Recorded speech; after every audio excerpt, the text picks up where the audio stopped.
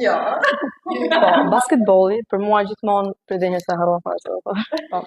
Basketbollin, unë në fillim e nisa si një argëtim për të kaluar kohën, por tani unë jam apasionuar pas këtij sporti dhe jetën time nuk e imagjinoj dot pa atë. Unë do të thosha që një sekond. Po, motivimi më i madh në fushë do të jetë familja ime bashkë me gocat e ekipit tim. Ekologjisht.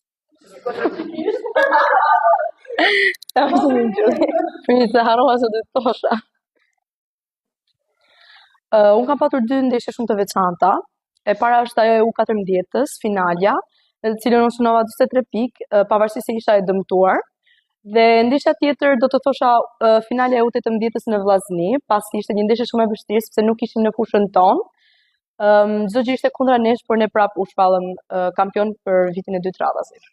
Se jam përballuar. Normalisht të treja kampionatet kanë ardhur me vështirësitë e tyre, por unë i kam përballur ato me vullnet, edhe mendoj se secila nga ato kampionatet më ka falur eksperiencë. Për se më bëm trull. Unë edhe shkollës edhe shërbitjes i jap rëndësi, mendoj se të dyja kërkojnë kohën e tyre dhe asnjëra nuk e vë vi tjetër. Të fitoj. Unë nuk do të thosha që kam një pseudonim, por disa shoqe nga ekipi mua më thrasin Filo, shkurtimi mbi emrin tim. Unë do thosha me Izabel Kasori, sepse doja ta luaj lojën në një rol tjetër, si një person më i gjatë, dhe mendoj se do të ishte qef. Shqyr zoti.